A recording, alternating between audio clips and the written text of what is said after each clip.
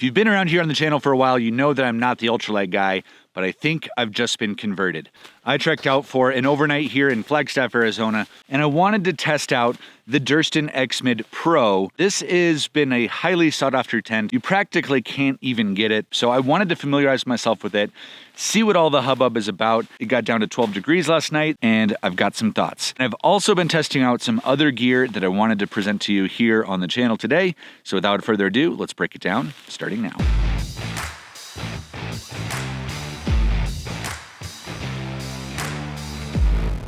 What makes the Durston X-Mid Pro so special? Well, it's a very, very light tent. It is the lightest tent I've ever used.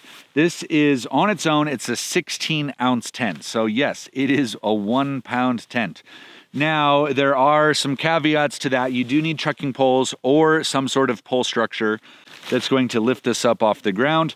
And the weight doesn't include the weight of the tent stakes either, which really is like about 1 ounce. This tent is a $600 tent, and it is made of Dyneema composite fabric, or the DCF material. It is so thin, but it is really amazing feeling, actually.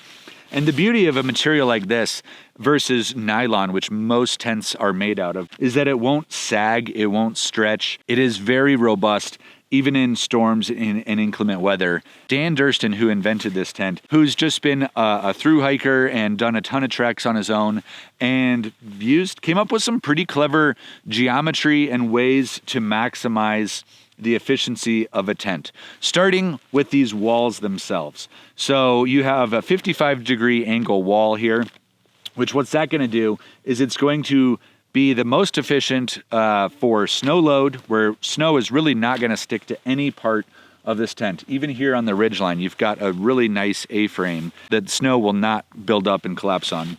And now what other tents have an issue with also is wind load. So when you've got a bunch of wind coming in, these more vertical tents have a harder time. This is very different from the dome-style tent, the freestanding tents that I am often backpacking with. I've actually been really surprised at how roomy and livable this space is. I mean, look at how clean all this is. Oh, it is so nice. One other really cool thing right here, magnets. Oh, why is that the first time that I've seen a magnet do this? Instead of these annoying clips that you got to thread through that are annoying and get saggy and bleh, don't even get me started. I hate those. Probably the most notable thing about the Durston is the geometric shapes that it has going on. You'll see on the inside, the actual living space is on a diagonal. So you go from one corner to another corner. You've got vestibule space over here that continuously tapers off and becomes nothing over here. And the opposite is true on the other side of the tent. What that does is it gives you the longest amount of space. So you actually have quite a long tent. There are just so many things I like about this tent. Okay, I'm gonna open this up and come in from the other side. Okay, as you can see, this is a little bit more narrow than some of the other tents that I've really been liking lately. But that being said, there actually is quite a lot of interior room once you're inside here. And so I've got an extra 8-10 inches of height at the highest point of the tent. There's a couple of really thoughtful things that I like about this tent. One, this magnetic strap right here is super cool. Just the ability to clasp that without thinking really is super nice.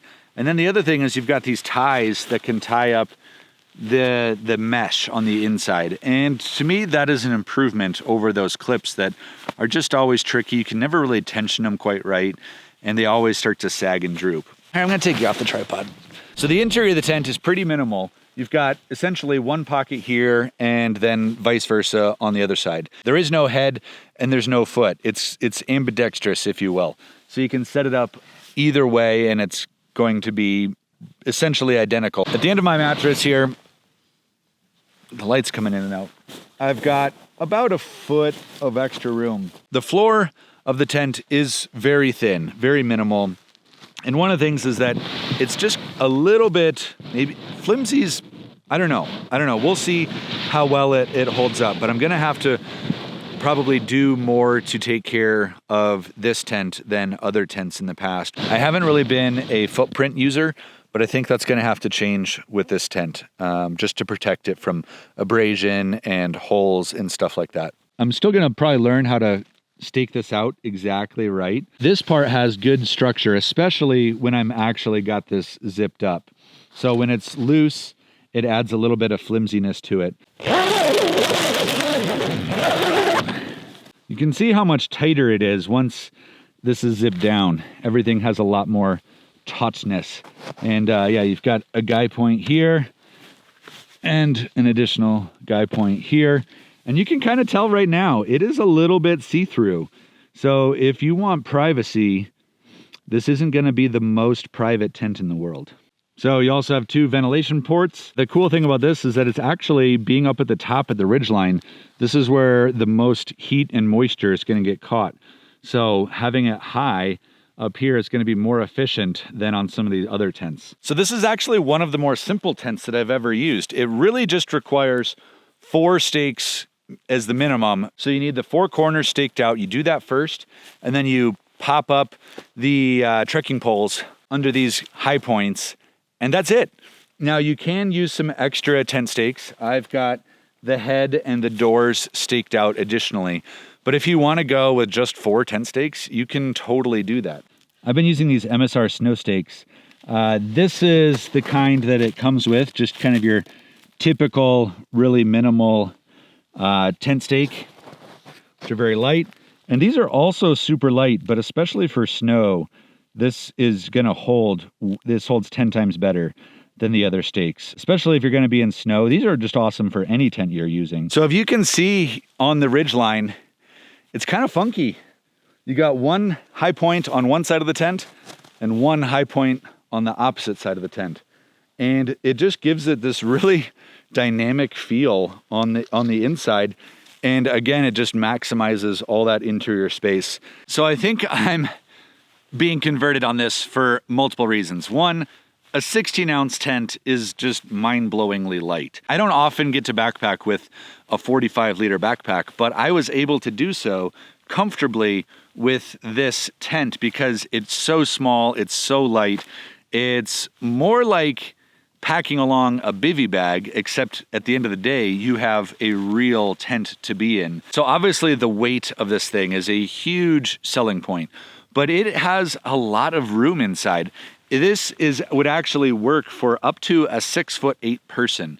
So if you're a taller person, this is going to be the longest tent that I know of. I don't often like to backpack with 1-person tents because they just feel so enclosed.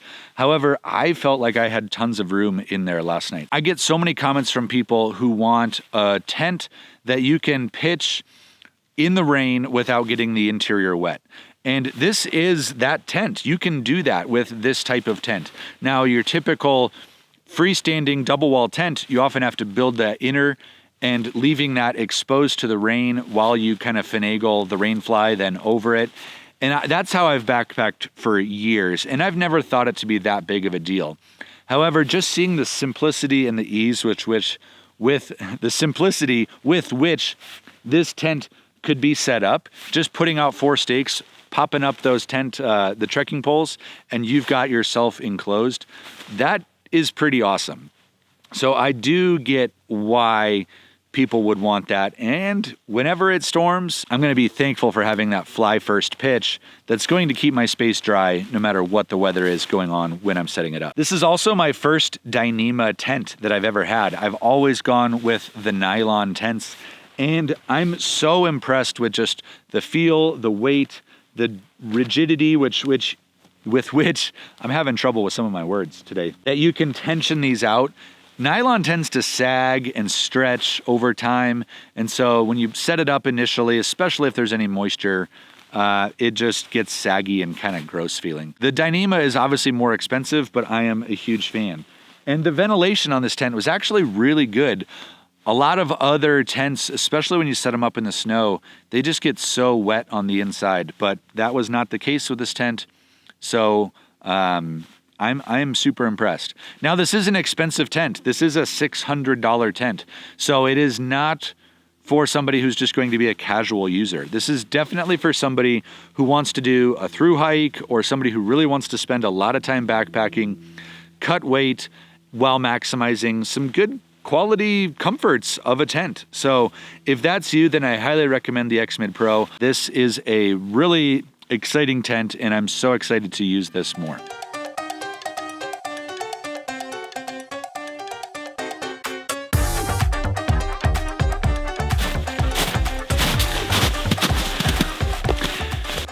"17 ounces, the Durston X-Mid Pro is about as good as it gets, and I think I've been converted." We're pretty close. One of the new pieces of gear that I'm really excited about is the Nemo Tensor insulated sleeping mattress. I've got it paired right now with a Thermarest Parsec, which is a 0-degree bag, and I was completely warm last night, so it got down to 12. That's right around where the comfort rating is, as long as you have it paired with a good R-value mattress. So I've opted for the 25-inch wide mattress here, and I don't think I'm ever going back to the 20-inch wide mattresses. Having that extra bit of width is super, super nice, especially on really cold nights. It's one of the switches that I've made in my backpacking over the years, and I'm not going back. So one of the things that I like to do with any sort of camp mattress situation when I'm in the winter is combine it with a closed cell foam mattress. This just gives me a little bit extra protection, keeps me off the snow, and it really allows this to be just a lot more efficient. R value will add together. So if this is like an R 1.5 or 2, then I'm combining that with this, which has R 4.2, which means I'm gonna have like over 6 R value, which is great for winter camping. So I definitely recommend doing something like that if you're gonna be winter camping or you're gonna be camping on really cold ground or obviously ice or snow or something like that. The Nemo Tensor is one of the top selling air mattresses on the market, and I haven't used Nemo in a long time. So I obviously am not gonna be breaking any ground when I'm talking about the Nemo Tensor, but I wanted to understand it for myself, and now I think I finally do. This mattress is so good, and it's quickly, I can see why it's one of the top selling mattresses on the market. At 3 inches thick and 4.2 R value, there are warmer mattresses out there, but for the weight and the size that this packs down to, this is phenomenal. One of the best things about the Nemo Tensor is its size. And I don't know if you can really tell, but this is a lot smaller than my other comparable sleeping mattresses. For still being over 4 on the R value and being this small, that is pretty stellar. The Nemo Tensor is about a $200 mattress, which is obviously pricey. There's cheaper mattresses that you can get out there. Getting good sleep is well worth investing in. It is the thing that I will invest in over anything else in backpacking. The other thing that I really like about the Nemo that's kind of an underrated thing in my opinion is the inflation sack. Now, all of these companies have started going with these inflation sacks. It's brilliant. It's so much better than just blowing them up by mouth. But some of them, Big Agnes, don't make good inflation sacks. This one stands out to me as the best. And the main thing is that its design really allows for a lot of air to get in here. Every breath, I can get a huge amount of air into the mattress here. So it really only takes like 4 of these in order to get this blown up, which is the fastest I've ever blown up a big insulated mattress like this. So that's a lot of air for one breath. Oh man, the sun is cooking me right now. I've got to take a layer off. And the last piece of gear that I'm really excited to be backpacking with today is the Mystery Ranch Bridger 45-liter pack. Now, if you've been around on the channel, you know that I've used the 55 and the 65 liters extensively. I use them all the time, and they're some of my favorite backpacks on the market that I've ever used. And Mystery Ranch is coming out with the new 35 and 45 liter versions of these that are more in the day hiking category, but also with the 45 liter, you can totally flip it into whether maybe a big day bag, obviously it'd be a big day bag, but also using it as a svelte overnight bag, which is what I really wanted to get out and do here today. This is such a cool backpack, and I'm really a fan of it. One of the benefits of being a 45 liters is if you're going for a backpacking trip, it does force you to go a little bit more lightweight, a little bit more minimal, and that has been a joy. I can actually still fit a lot of gear in this. I have a full setup for, I'm on a real backpacking trip, and using it in the winter with bulkier gear, bulkier jackets, carrying water, extra water, even though there's a bunch of snow out here. I didn't know how clean the snow would be. So I hauled back a couple extra liters of water, all that stuff, and it fit easily within this pack. So some things that I really like about it, if you are going to use this as a day bag, it's pretty exceptional because you still have the full frame here. You've got this nice air chamber for backflow, comfortable back support, and then you have a big running vest style backpack. And this is what is so unique about the Bridger, is you have this double vest, double chest strap system with these wide straps that really does an amazing job of dispersing the weight. So I really am a fan of that alone. If you remember about 2 years ago when I was first introduced to the system, I was pretty susceptible. I was pretty skeptical that this was a good system, and it's proved to be great. And my girlfriend's also used the women's model, and this has been actually surprisingly comfortable for women too. This is really cool to see it come down into the smaller size. And of course, if you are going to use it as a day bag, one of the things that's great is just being able to adjust its torso length. So you take this interior yoke out. It's so easy to use, and I think that's about where I had it. So it's super easy to adjust the torso length. So whether you're using this as an overnight bag or a day bag, you can really get it fitting right. Now, a lot of people who backpack with the 45 liter bags, the kind of more minimalist ultralight bags, adjusting torso length isn't really a thing. You just kind of get what you get, and you just hope that it fits you, and that's not the case with this. And of course, it also has load lifters, which is really important. Mystery Ranch is known for, it's not the ultralight bag, but they are known for carrying weight really well. And this is the same. It is, I've been hauling winter gear. Even though I'm going very lightweight on this trip, I'm still carrying camera equipment, extra water, extra clothes, heavier sleeping bag for the cold. And it was probably about 28 pounds or so, maybe 30 pounds. And I felt like it was like nothing. It was super comfortable on my back.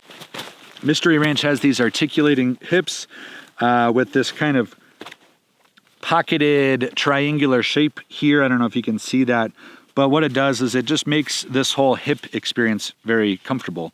And you've got two nice hip belt pockets, which I always like when they're included and not an add-on.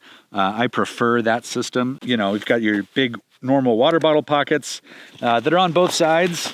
And of course, if you're going to bring trekking poles or a tripod, which I always do, you can store that easily up here. So it's really nice. And then another big thing that annoys me when I'm going with the more the ultralight versions of 45, 40, 50 liter backpacks is just not having a top loader. I really like having this space to store headlamps, to store snacks, to put my keys, to put little things for my camera. It's important to me, and I am a fan of that. Obviously, this is all going to weigh a bit more. This is still probably, I think, a 3.5 pound backpack, so it's a lot heavier than an ultralight 45 liter backpack. But again, to me, it's worth it. You've got all these molly points. You've got another thing that I really like. I actually prefer this stretch mesh pocket that's on the 45 and 55 liter Mystery Ranch Bridgers versus what the 65 liter bag has, which is a whole other zipper compartment. Because to me, I think I'd rather just see this. It's more simple. You can still fit a bunch of stuff in it, and it just has fewer zippers, fewer bulk, and it shaves some weight off. So I'm glad to see Mystery Ranch use this here. And of course, some really important things for me are just gonna be these side access entry points that Mystery Ranch is really good at. So you've got two of these, and you can really... My apologies for the jarring transition here, but all of my batteries died while I was out there backpacking, so I have to continue this video in my garage. So what I was just about to say was one of my favorite features of the Bridger series of packs is the way that they built their access points into the main compartment of your bag. You can splay the backpack open pretty much completely. Now, somebody did point out that I have a tendency to use the word flay open when I'm referring to this, which is completely wrong because flay is referring to somebody losing their skin. Splay open is to do this. So you can pretty much get this wide open, which I really love, especially being a camera person who often has camera equipment in the middle of my backpack. It's heavy, and being able to get to it without removing all of the contents of my bag is great. That double zip feature is something I really appreciate from Mystery Ranch. In the same line of the other Bridger packs, you do have the access point to the bottom of your bag, which is typically your sleeping bag compartment here. And I am a big fan of this flat zipper that they've designed that you fold over. It's a lot easier to get a sleeping bag in and out of the bottom of your backpack. And having this flat zipper is great because it's just less stressed out than those curved zippers.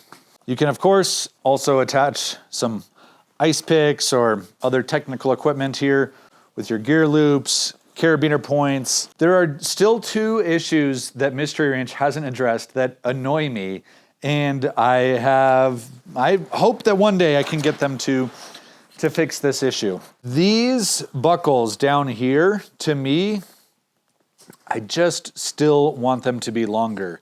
These barely fit my foam pad. When you have bulky things that you want to pack, it's really challenging. You don't want to be able to put this inside. This strap is as big as it'll go. And my main complaint is, why not make this like 3 inches longer? And if you don't want to use it, you don't have to. So it means you got to kind of wrestle with stuff. These straps are completely maxed out. So if you needed to attach something bigger than this, you just won't be able to. And the same thing goes for this zipper up here at the top. Let's close that up. Right here, we have one more buckle that comes across the top this way, which is a really great feature. It helps keep the upper part of the backpack nice and tight, svelte feeling. It's great. I appreciate that. But there's, again, when you have this full, it's maxed out. I just would like the ability to attach this when I have a full, all the way full to the brim backpack. Those are my only complaints. Otherwise, I am like a huge fan of the Bridger system. And I'm really excited to see Mystery Ranch shrink these down into the 35 and the 45 liter models. The 45 is actually a great size for somebody who wants to do lightweight backpacking. The backpack on its own is around 3.3 pounds, 8 ounces. So it's heavier than your ultralight bags that are often in that 45, 50 liter category. But this one, it kicks some ass. Honestly, this pack is pretty kick-ass. I'm really excited about the Mystery Ranch Bridger 45 and 35 liter packs. This one is great, and I'm gonna try to use this more. Many of you know that I'm not the ultralight guy, and now that I'm starting to acquire some gear that's lighter, smaller, it really allows me to try it in a real way. And this is gonna be the perfect backpack for me to do that. So I'm excited to dive further into using this on proper adventures. This was a super fun backpacking trip to just do close to home, and I loved getting out and testing the gear. And a lot of this stuff I'm gonna be taking on a upcoming trip that I'm taking with Dan Becker. We're gonna be doing a rim to rim to rim Grand Canyon trip. And so this was just the test run to make sure that it was all gonna work for the much bigger, much harder adventure. So make sure you stay tuned here at Backpacking TV. We'd love to have you subscribed here. That's it from me, my friends. Thanks so much for watching. I hope you enjoyed the video. I'm Eric Hansen. I'll see you later.